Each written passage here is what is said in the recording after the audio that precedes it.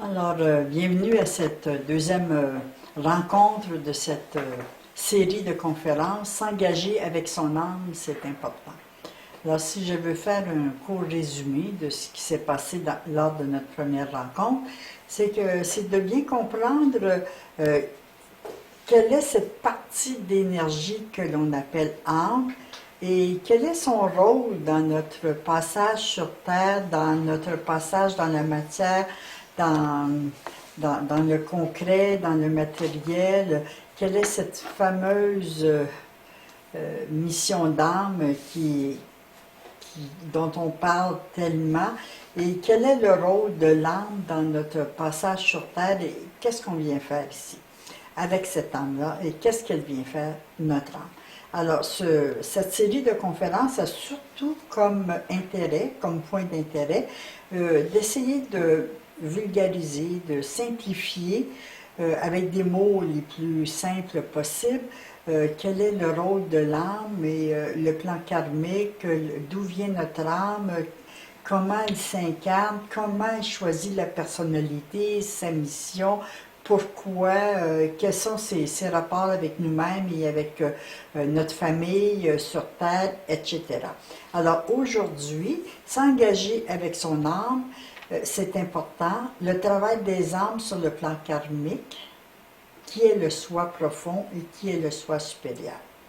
Alors, je vais essayer de démystifier un peu toutes les parties de notre être et ce n'est pas nécessairement facile parce qu'il faut bien considérer qu'on a à peu près une centaine de corps superposés dans notre structure énergétique et qui prennent des formes géométriques. Alors, s'il y en a parmi vous qui travaillez avec la géométrie sacrée, eh bien, vous allez comprendre que les formes géométriques ont une grande, grande importance dans le rôle des vaisseaux, des circuits d'énergie par lesquels nos énergies circulent et vont d'un plan de conscience à un autre plan de conscience. Car chacun de nos corps a un plan de conscience bien limité, bien précis. Pas limité, mais bien précis. Alors là, aujourd'hui, nous allons travailler sur le plan qui est le soi profond et qui est le soi supérieur. Pour bien se connaître, il faut comprendre qu'il y a une structure énergétique qui est la triade, le triangle, qui est d'une grande importance et qu'on retrouve souvent, très souvent dans la formation de nos plans de conscience. Alors, il y a, dans ce plan ici, il est question de l'âme, de notre personnalité et de la troisième partie de ce triangle, qui est la conscience, qu'on appelle le soi profond et le soi supérieur. Alors, nous vivons avec un état de conscience, avec une conscience.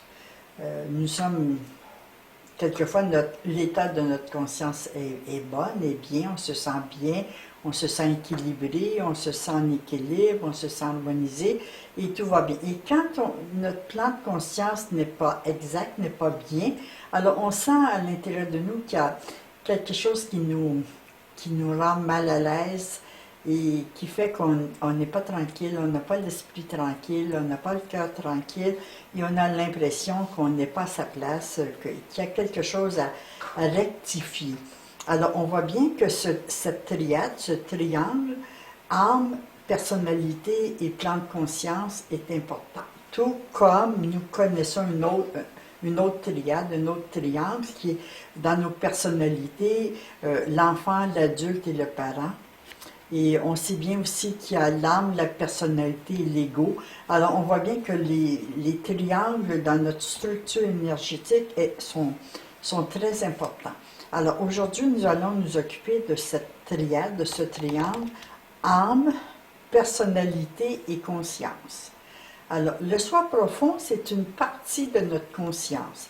Notre âme, lorsqu'elle se prépare à quitter le plan de conscience unique, lorsqu'elle se prépare à quitter le plan causal, c'est-à-dire de cause à effet, quand elle analyse les causes et les effets de son évolution, de sa dernière mission, de ses dernières missions, qu'elle décide de revenir sur Terre, elle installe, elle prépare le plan parfait. C'est-à-dire qu'elle a la conscience de ce qu'elle vient faire et elle veut vraiment rester dans cette partie d'énergie très, très importante qui va l'ancrer et dans la conscience unique et dans la conscience physique, humaine, terrestre. Alors, le soi profond et le soi supérieur, c'est l'état de conscience, si on veut regarder comme une pomme, un fruit, que l'on coupe en deux. Alors, l'âme, avant de partir, lorsqu'elle prépare son plan d'action, lorsqu'elle se prépare à sa mission, elle s'assure bien de rester continuellement en contact avec le plan supérieur. Elle s'assure que c'est un élément important pour qu'elle reste centrée, toujours centrée sur sa mission, sur son projet de réincarnation, sur la raison profonde pour laquelle elle se réincarne, afin de pouvoir donner des messages à la personnalité la personnalité, c'est l'être que nous sommes dans un autre état de conscience et qui doit agir, poser les actions, s'accomplir, s'investir dans des projets concrets, dans des prises de conscience, dans rectifier des souffrances, réparer des émotions qui demandent d'être réparées, etc., etc. Alors, le travail de la personnalité, l'âme en est très consciente. Elle est très consciente que sa personnalité qui va l'accompagner aura un rôle très important, sinon primordial et absolument nécessaire pour que l'âme puisse accomplir sa mission.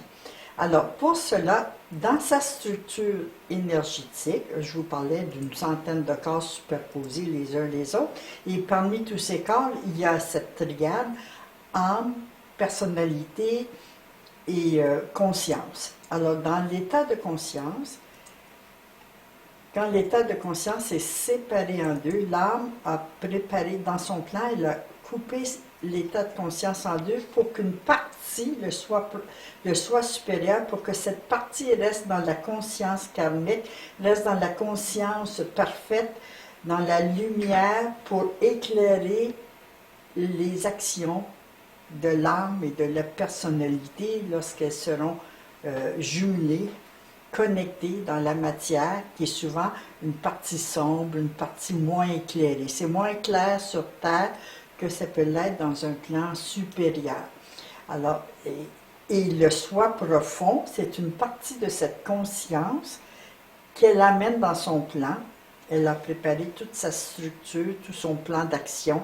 Elle a comme un metteur en scène, il va mettre en scène, s'il veut mettre en scène une pièce de théâtre ou un film, un cinéma, il va préparer la mise en scène, il va préparer les acteurs, il va préparer l'environnement, il va préparer le climat, mais il va s'assurer de ne pas perdre le fil conducteur. Alors, le soi profond, c'est une partie de notre conscience unique, parfaite, qui nous accompagne, qui accompagne notre âme tout au long de son voyage sur Terre. Alors, c'est l'état de notre conscience, c'est l'état de son soi profond qui, très souvent, va nous indiquer, va nous informer, à nous, la personnalité, si nous sommes en accord avec nous-mêmes ou si nous sommes en train de se laisser croire qu'on est en accord, mais qu'au fond de nous, on sait bien que ce n'est pas bien, que ce n'est pas exactement ce que l'on cherche, qu'on ne se sent pas bien dans cette relation, qu'on ne se sent pas bien à se mentir à soi-même. Et c'est aussi la conscience, le soi profond, qui va aussi donner des messages au corps physique, et le corps physique va capter les messages venant de la conscience. Et ce qui va résulter souvent, ce sont des malaises physiques, ce sont des accidents de santé qui sont des messages très puissants donnés par son soi profond, par sa conscience. À savoir si on est bien dans notre peau, si on est moins bien, si on suit bien sa mission, si on fait attention à ses vrais besoins, etc. Alors oui, c'est vrai que la structure énergétique dans laquelle nous vivons est beaucoup plus compliqué qu'on peut le croire, mais le plan est parfait. Le plan est absolument parfait puisque l'âme a préparé avant sa venue tout ce plan-là. L'âme se prépare un retour sur Terre et s'assure que tout doit être organisé et configuré parfaitement, sans erreur. Alors l'âme reconnaît le rôle ingrat qu'elle impose à sa personnalité. L'âme le sait que ce sera ingrat pour la personnalité de subir les effets, les ressentis des émotions qui ne sont pas gérées, de ressentir les effets et des énergies nécessaires pour que la personnalité accepte de relever un défi, de régler un conflit, de changer d'interprétation, de changer sa vision, son regard sur une situation. Alors la personnalité, elle a toutes les actions à poser. C'est un peu comme si vous jouiez un peu, je ne sais pas si vous avez déjà joué à un jeu de société où une partie des gens connaissent la vérité, ne peuvent pas parler, ne peuvent pas agir, et l'autre ne connaissent pas la vérité et doivent agir à l'aveuglette, à l'aveugle. Alors nous, on est un peu la personnalité qui doit agir, agir en aveugle, ne connaissant pas vraiment notre mission, ne connaissant pas vraiment tous les fils que le soi profond et le soi supérieur doivent tirer, en fait, de nous faire ressentir si nous sommes sur la voie de notre mission d'âme ou non. Alors, c'est un peu... ça peut sembler être compliqué, mais quand on réalise bien que l'âme ne vient jamais sur Terre par hasard, et si quelquefois nos parents nous ont dit « Eh bien, tu as un accident, je ne te voulais pas, je ne voulais pas d'enfant, ton père ne voulait pas d'enfant, etc. » et tout ce qu'on peut entendre, ça c'est la personnalité de vos parents qui parlent. Mais l'âme, elle ne vient jamais par hasard, ce n'est jamais un accident. Quelquefois, elle commence à s'incarner et rendue à l'état de fœtus, peut retourner. Parce qu'elle décide qu'elle n'y arrivera pas, qu'elle n'a pas bien préparé son plan. C'est possible que la personnalité ait de la difficulté à assumer notre mission d'âme. Quelquefois, il nous arrive dans notre conscience d'humain avoir l'impression qu'on a de la difficulté à comprendre le véritable sens de toutes ces souffrances que nous vivons, de tous ces défis que nous avons à relever, de cette place que nous avons prise dans notre famille, où qu'on a l'impression qu'on n'a pas eu de place, qu'on ne nous a pas donné de place. Alors, quelquefois, on se pose des questions en se disant, mais qu'est-ce que j'ai fumé avant de m'incarner? Quelle moquette que j'ai pu fumer? Qu'est-ce que j'ai pu prendre? Quelle substance que j'ai pris? Parce que j'étais sûrement pas conscient de ce qui m'arrive. Et c'est vrai que la personnalité n'est pas tout à fait consciente des défis qu'elle aura à relever, mais le soi profond et le soi supérieur sont les radars, sont les lignes directives. Ce sont les fils conducteurs qui vont conduire et l'âme dans la matière et la matière vers sa mission d'âme. Alors, l'âme et la matière sont reliées par des fils conducteurs, par un état de conscience dont une partie de notre conscience est sur un plan de lumière, un plan de conscience parfait, un plan de conscience unique, et l'autre partie de notre conscience est à l'intérieur de nous pour nous inciter, nous informer, pour nous aider à changer des interprétations, des sensations désagréables, etc., etc. L'âme reconnaît bien le rôle ingrat de la personnalité. Alors, l'organisation de son retour se fait en collaboration avec sa famille d'âme. Alors, elle ne vient pas juste comme ça, bon, comme si on se levait un matin et on se disait, moi, je partirais bien en voyage sur la Terre. Non. Non, c'est beaucoup mieux organisé. Il n'y a aucune âme qui vient sur Terre si elle n'est pas bien organisée, si elle n'a pas l'assentiment des autres âmes, si son projet n'est pas valable. Alors, tous les projets, toutes les âmes ont une grande mission à accomplir. Alors, ne cherchez pas à savoir si vous avez une grande mission ou une petite mission.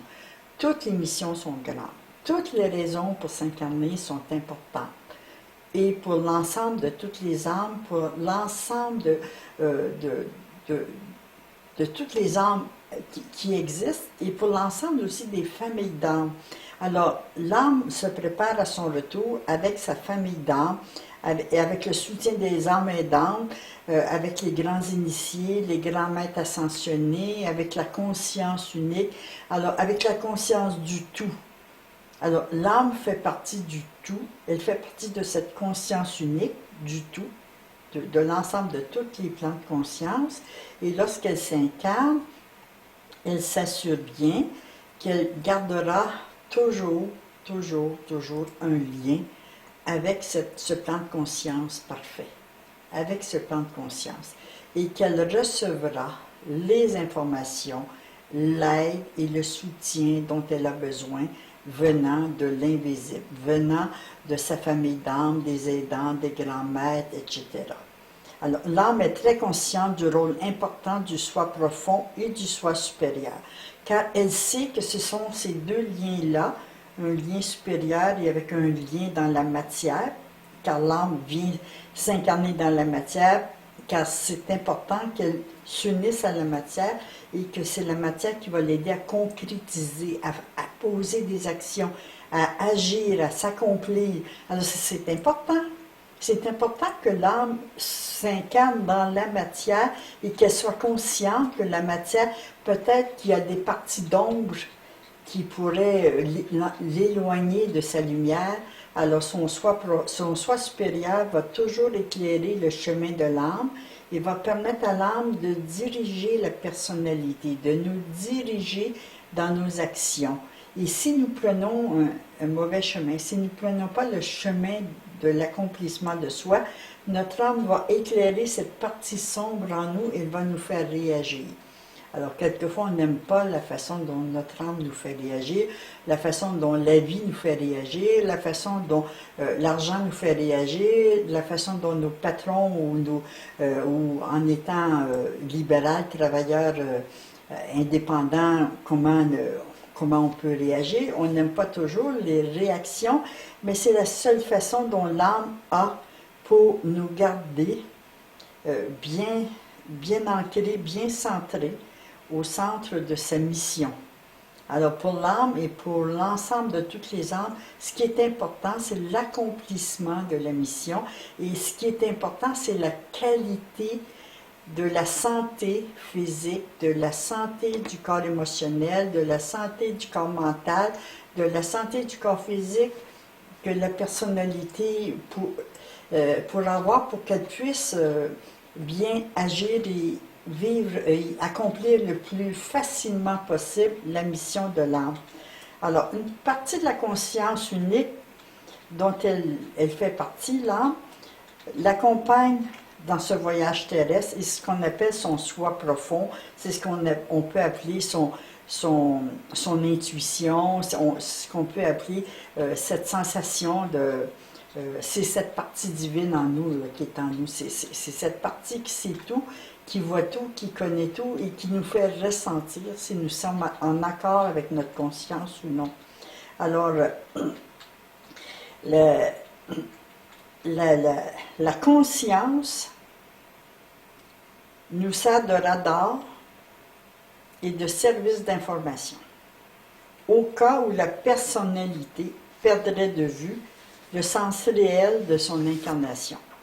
Et on sait bien que nous perdons facilement le sens réel de notre incarnation. Dès l'instant où nous arrivons sur Terre, nous percevons la réalité dans une conscience très étroite, d'humain à humain.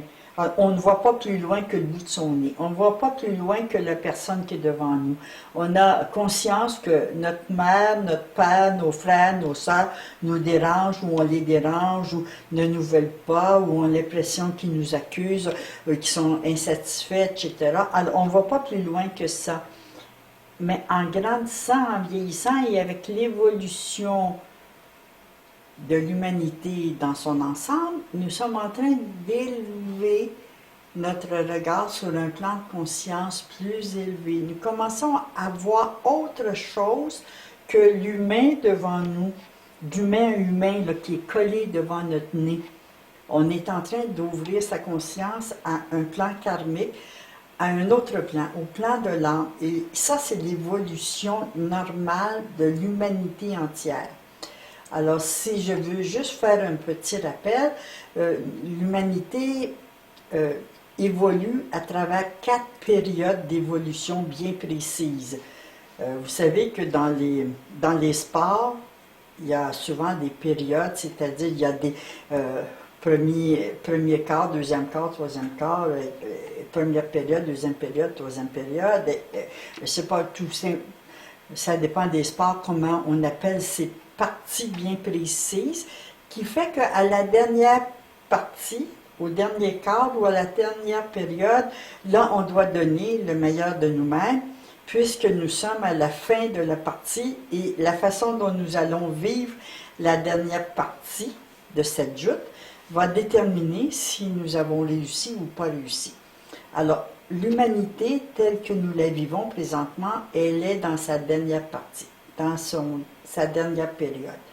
Et elle a évolué à travers 4 périodes qui sont bien déterminées, et dans la dernière dans laquelle nous sommes rendus, l'âme, toutes les âmes qui s'incarnent viennent terminer des fins de karma ou préparer un prochain retour.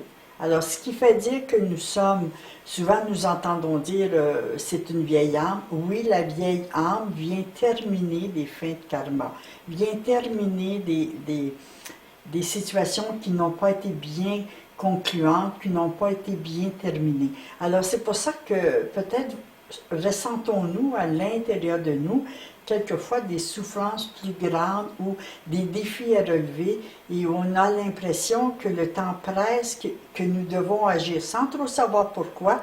On en a la sensation.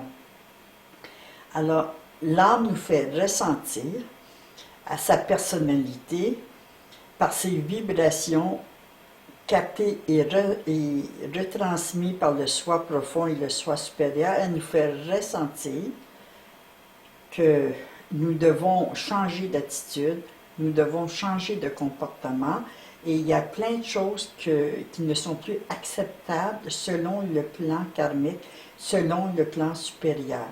Alors, on pouvait jouer avec sa conscience peut-être plus facilement avant, mais maintenant, l'état de notre conscience nous avise et va nous aviser de plus en plus. Alors, ce qui veut dire, ça se reflète dans notre état de santé physique, notre état de santé émotionnel, notre état de santé financière, notre état de santé de bien-être mental, notre état de santé relationnel avec les autres. Alors, on voit bien qu'on a des attitudes et des comportements à changer. Et ça fait partie du soi profond qui nous avise. C'est notre conscience, l'état de notre conscience qui parle à travers des vibrations. Alors, on ne sait pas pourquoi, mais quelquefois, on se dit, mais pourquoi je lui en veux tant? Pourquoi je suis tellement en colère? Pourquoi cette colère qui m'habite et j'aimerais bien me défaire de cette colère? On a des nausées, on a des problèmes de santé physique, difficiles à gérer, beaucoup plus peut-être qu'avant, parce que là, la conscience agit et nous informe de ce que nous devons changer. Alors voilà pourquoi le soi profond et le soi supérieur sont si importants pour que l'âme nous guide, nous, la personnalité, dans l'accomplissement de notre mission d'âme.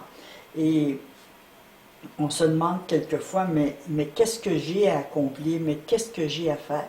Alors, si je veux revenir un peu sur le sujet de la première conférence, ce que nous avons à accomplir, ce que nous avons à faire, c'est régler des émotions qui n'ont pas été gérées ou qui ont été mal gérées. C'est de réparer des interprétations, des sensations désagréables avec lesquelles nous vivons intérieurement. C'est écouter au fond de soi ce qui ne va pas en soi et accepter de changer ce que nous pouvons changer et accepter ce qu'on ne peut pas changer.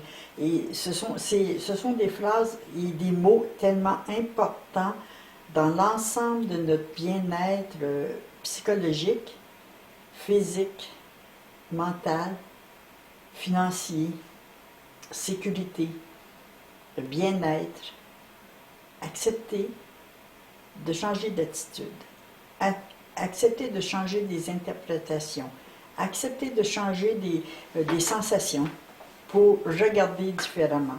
Alors nous sommes rendus dans la dernière période d'évolution de l'humanité telle que nous la connaissons maintenant. Si nous lisons ou si nous faisons des recherches sur comment l'humanité a évolué, elle a évolué dans des plans différents. Et là, maintenant, nous sommes rendus dans le plan de conscience dans lequel nous sommes actuellement, tel que nous connaissons l'humain, tel que nous le connaissons. Nous sommes dans l'évolution. Nous sommes en train d'évoluer, de changer de plan de conscience et de prendre conscience que la mission de notre âme, que notre âme existe bien et que, bien que ça ne nous plaise pas toujours, nous devons écouter ce qui se passe à l'intérieur de nous, écouter l'état de notre conscience et de changer, de se dire la vérité, de ne plus se mentir, d'arrêter d'avoir de l'agressivité envers des souvenirs de quelqu'un qui nous a fait quelque chose un jour et que là on continue à ressasser, à renoter, à ruminer. Alors, on sait bien que quand on rumine, ce sont les tubes digestifs, les gaz gastriques qui ont un goût amer et d'amertume et d'acidité qui créent des reflux gastriques et qui créent des désagréments dans notre corps physique, dans notre digestion. Alors il y a des choses qu'on doit sortir de notre cœur, laisser partir et arrêter de ruminer le passé, les souvenirs avec agressivité.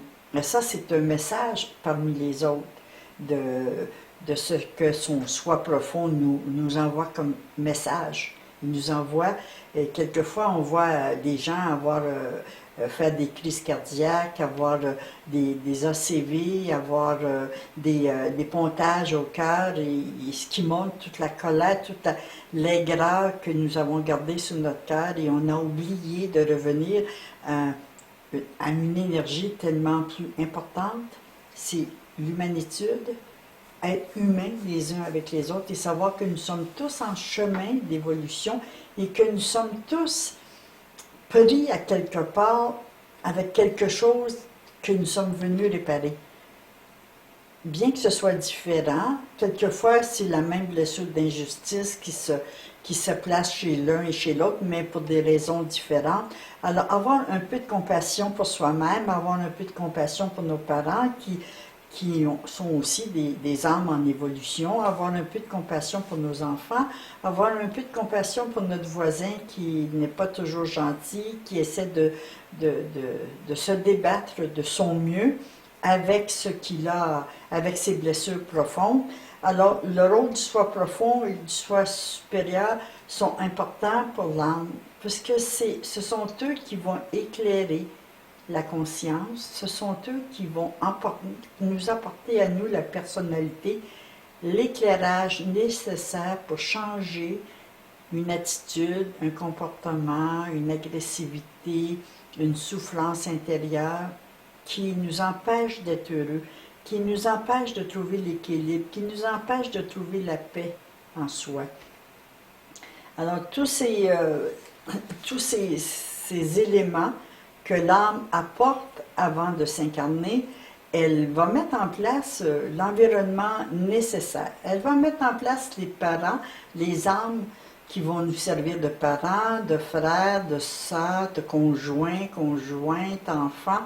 Alors le plan est parfait. Elle a tout préparé car c'est important que l'âme apporte à la personnalité tous les éléments, toutes les ressources, toutes les qualités, tous les talents dont la personnalité aura besoin pour s'accomplir. Alors c'est important, l'âme veut que la personnalité s'accomplisse aussi bien dans la matière que dans le spirituel. Il n'y a pas de... L'âme ne peut pas concevoir qu'on pourrait se réaliser uniquement du côté spirituel Et la matière, pourquoi s'incarne-t-elle sur Terre? Pourquoi a-t-elle besoin de la matière? Car c'est la matière qui va nous faire réagir, c'est la matière, c'est lorsque nous ressentons. Hein? Si nos souffrances ne sont que vibratoires ou ne sont que, comment on pourrait dire, ne sont qu'illusions, on ne réagira pas. Ça va se passer ailleurs, comme quand vous regardez les nouvelles, ce qui se passe ailleurs sur la planète. Si ça ne vous touche pas, eh bien, vous regardez ça avec un détachement, puis vous dites « Oh, pauvre eux ». Et on pourrait se dire « Pauvre moi avant ». Mais non.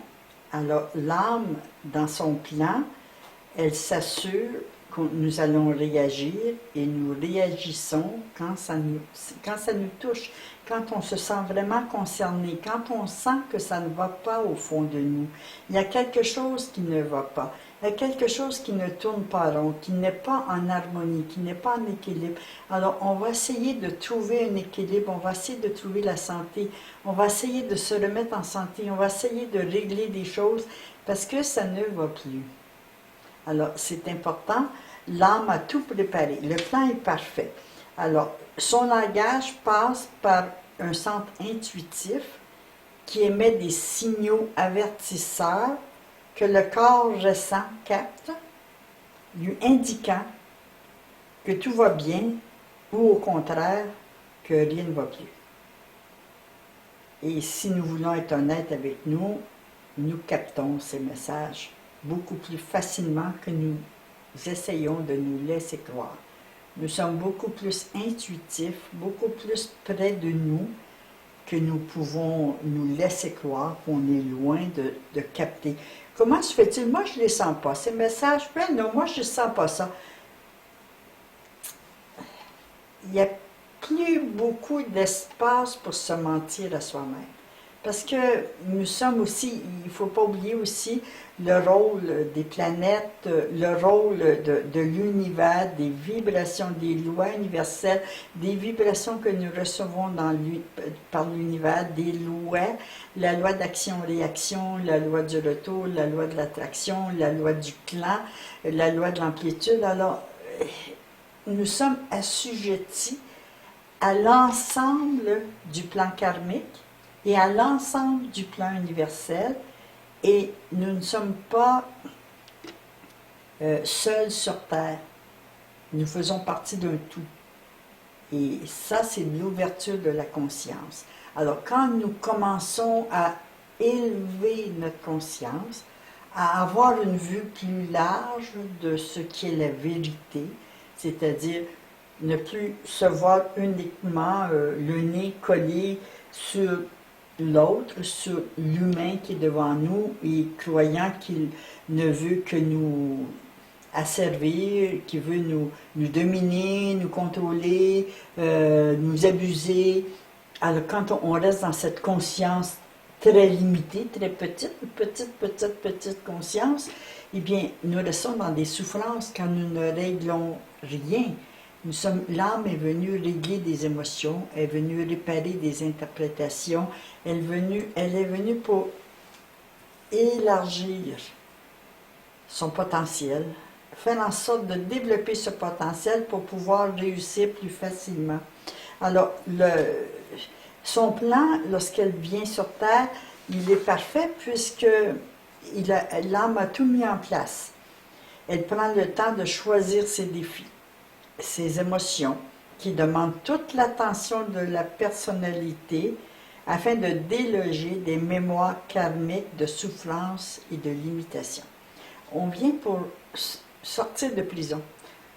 L'âme nous ramène dans ce corps physique dans lequel quelquefois nous nous sentons prisonniers, et elle vient nous sortir de prison, nous rapporter, nous redonner ce sens de la liberté, de la sécurité, de la confiance, et faire en sorte que nous puissions réussir, s'accomplir.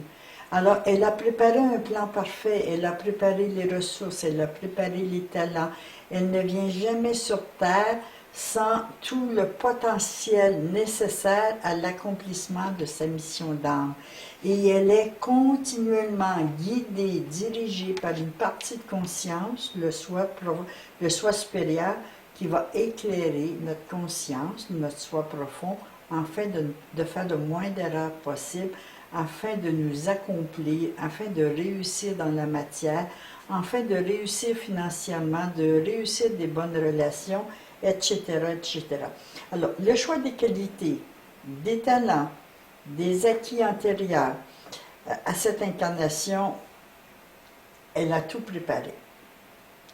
La conscience du potentiel disponible. Être conscient qu'on doit s'engager, qu'on doit s'investir, qu'on est venu jouer un rôle, qu'il n'y a pas de grande ou de petite mission. Il n'y a qu'une mission et tous les gestes que nous posons ont une grande importance, une grande incidence sur l'ensemble de toutes les âmes, sur l'ensemble de la création, sur l'ensemble de tous les règnes, sur l'ensemble des âmes vivant dans ce plan ici de la vie ou sur un autre plan de vie, c'est-à-dire les âmes défuntes, les âmes dans l'invisible et dans le visible, les âmes qui vivent dans le concret ou dans l'inconcret. Alors, chacun de nos gestes, chacune de nos actions ont une incidence, ont une importance. Alors, toutes les missions sont importantes. Ne me posez pas la question, est-ce que ma mission est importante? Oui. Mais quelle est ma mission? C'est de faire de ton mieux, d'accepter de changer ce que tu peux changer et accepter ce que tu ne peux pas changer et faire avec. Et si ce que tu ne peux pas changer, c'est la température. Ce que tu ne peux pas changer, c'est le temps. Ce que tu ne peux pas changer, ce sont tes parents, la façon dont tu es né. Ce que tu ne peux pas changer, c'est la mission de ton âme. Elle, tu ne peux pas la changer. Tu n'en as aucun pouvoir à changer la mission de ton âme. On peut avoir du pouvoir sur ce que l'on pense, avoir du pouvoir, mais sur les lois universelles, sur la mission de l'âme, sur le plan karmique, on n'a aucun pouvoir. On n'a qu'à suivre, accompagner notre âme. Alors, comme tout est en place, pourquoi douter de nous? Pourquoi se mettre en quête de vouloir contrôler les situations? Pourquoi vouloir aller dans une direction quand notre âme nous propose une autre direction? Pourquoi se mettre en colère si on n'a pas ce que l'on cherche? Peut-être avons-nous besoin de vivre la simplicité. Peut-être avons-nous besoin de vivre humblement, simplement, et accepter que notre mission n'est pas éclatante, accepter que notre mission ne nous amène pas à voyager à travers la planète, accepter que notre mission est d'être qui nous sommes, et peut-être de se mettre au service, peut-être de servir les autres, peut-être de prendre une place importante, et surtout si nous avons peur de prendre notre place, si nous avons peur de déranger, si nous avons peur d'être trop, eh bien, peut-être que notre âme nous demande de nous accomplir dans le potentiel qui est en nous. Alors, tout ce que l'âme apporte avec elle dans son plan, eh bien, c'est que la personnalité en aura besoin. On aura besoin d'avoir confiance en nous, on aura besoin de nous engager à développer notre potentiel, à développer nos ressources, à s'engager, à s'investir, à prendre part à la société, à prendre part à la vie, à ne pas s'isoler, à ne pas rester dans son coin. Ah, on ne pourra pas dire que moi j'ai fait ci, j'ai fait ça, on ne pourra pas dire que je suis coupable ou je suis responsable. Non, non, on prend nos responsabilités, on y va. Petit à petit, on se fait confiance. Et petit à petit, on dégage des émotions qui sont nuisibles et qui nous empêchent d'être fiers de nous, qui nous empêchent de nous investir, qui nous empêchent de se sentir reliés les uns aux autres. Alors, je vous parlais il y a quelques instants d'une énergie bien particulière qui a été mise en place, tout particulièrement pour nous aider les humains à développer notre potentiel. Et cette énergie que chacun recherche, c'est l'amour. C'est une énergie, une expérience à vivre qui est importante. Et quand on remet Cette énergie, quand on accepte de vivre l'expérience d'aimer, l'expérience de s'abandonner dans l'amour, l'expérience de s'engager avec soi-même, quand on accepte de vivre l'expérience de s'accomplir, d'aller au bout de nos rêves, d'aller au bout de nos possibilités, quand on accepte de s'accueillir, de s'aimer, de s'accepter avec notre partie d'ombre, avec notre partie lumière, avec qui nous sommes, avec nos imperfections, eh bien là, nous utilisons une énergie extraordinaire que l'âme apporte avec elle. Alors pourquoi se priver de ce soutien, de cette énergie magnifique, extraordinaire qui est l'amour? Pourquoi ne pas laisser le cœur, l'amour marcher devant nous, faire confiance à cette énergie qui va nous apporter l'aide et le soutien dont on a besoin, la paix, la sérénité, l'estime de soi, la confiance en soi. Alors, ce sont tous des mots que vous allez me dire, mais comment on fait pour trouver sa confiance en soi? Comment on fait pour trouver l'estime de soi? Comment on fait pour relever son échelle de valeur? Mais là, moi, je vais vous répondre, mais utilisez donc cette énergie qui est l'amour pour vous aimer, pour apprécier qui vous êtes, pour avoir de la gratitude pour ce corps physique que vous avez, pour avoir de la gratitude pour tous ces talents que vous avez, pour avoir de la gratitude pour votre intelligence, pour votre façon de faire, pour vos qualités, pour vos ressources. Prenons le temps de reconnaître nos qualités. Notre âme a choisi avant de venir sur Terre des qualités dont nous avons besoin et auxquelles nous avons déjà touché dans d'autres vies, développé. Nous avons développé des qualités, des ressources, des talents, des acquis, et notre âme emporte tout ça avec elle. Rien n'est laissé au hasard. Le plan est parfait pour que la personnalité reçoive le soutien et l'aide qu'elle aura besoin durant son voyage sur Terre. Alors pourquoi douter de nous? Pourquoi douter du soutien de l'invisible? Pourquoi douter de nos capacités, de nos ressources, de nos talents? La position des planètes dans l'espace universel est aussi importante et bien, elle est bien orchestrée. C'est-à-dire que les planètes se sont placées d'une telle façon à l'instant même, à la seconde, à la fraction de seconde où nous sommes nés, où nous sommes entrés, nous avons fait notre entrée sur Terre, et leur résonance nous accompagne tout au long de notre vie. Et c'est ce qui m'amène à vous faire vos prévisions durant l'année, tenant compte de l'influence que vos planètes auront sur votre mission d'âme, sur votre mission de vie, sur certains comportements à réparer, sur ce qui vous est profitable cette année, c'est ce qu'il faut éviter cette année afin de ne pas se mettre en conflit, etc., etc. La grande aventure débute. Le but principal de notre réincarnation est de procurer à notre personnalité les éléments favorables pour la guérison des souffrances contenus dans les mémoires énergétiques et cellulaires. Nous sommes venus pour nous auto-guérir.